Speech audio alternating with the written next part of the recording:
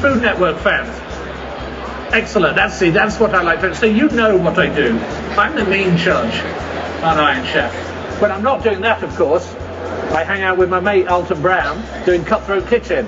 But what you might not know about me is when I'm not doing the TV shows, I'm actually traveling around the world. I have a motto, and it's what I sign in every book. It says, go everywhere, eat everything. My wife and I set ourselves up to go around the world.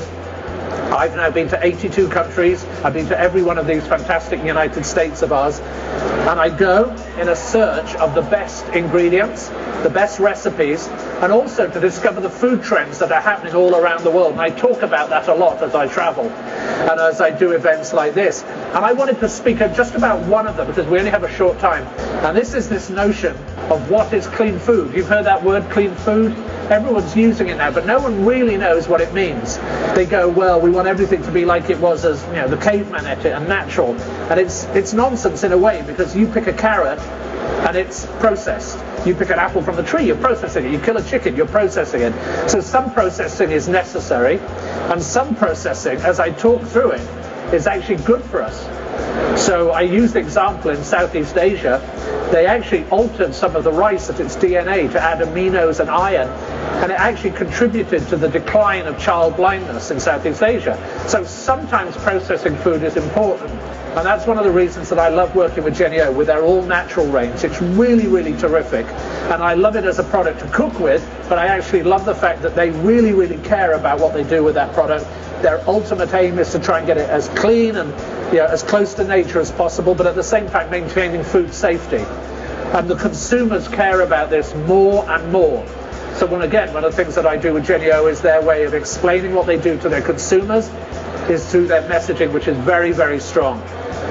What we're finding is consumers are actually asking us all the time now to explain. They're reading labels all the time on their menus, or on the menus they want to know where everything comes from. They want to know whether it's from a farm, from here, from everything about it.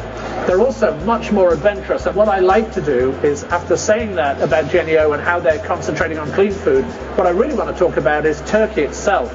I'm actually seeing turkey now being used in many versatile ways, and it's a natural part of or key ingredient in many of the countries I visit.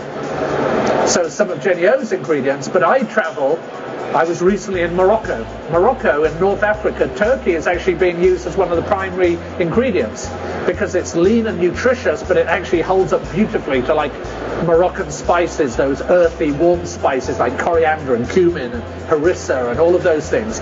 Works beautifully. I was in Austria. Austria, they're using turkeys in schnitzels, and it works so well. It's beautifully juicy, much better than using chicken. In a schnitzel, it holds up beautifully.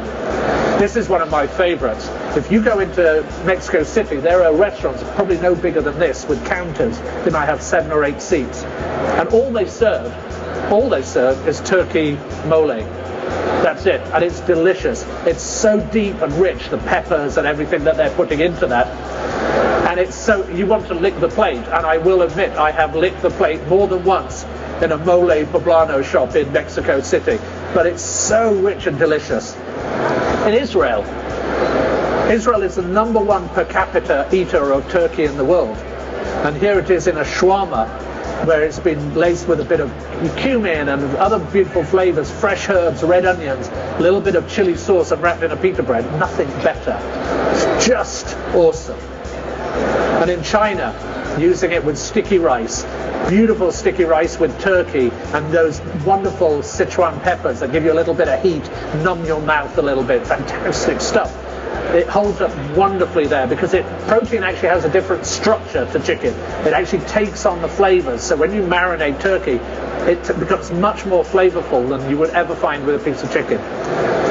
I have a house in Spain, and I'm making paella all the time. I'm using turkey in it all the time now. One of the most versatile ingredients I've played with. This is an Indian turkey curry, and they actually serve this at I call it railway station curry, because it's the basic recipe they serve at every railway station in India. It's really delicious. And then finally, my wife loves comfort food. And the dark roast turkey meat here makes the most amazing cottage pie. It's so good, because it's full of flavor. So that's why I'm here, for three reasons. One is to talk about Jennie-O and how much I like them as a company. One is to talk about turkey as this clean meat, and Jennie-O is working towards that. And really to try and persuade you how versatile an ingredient turkey is and persuade more and more people to use it. So thank you very much, and we'll see you later.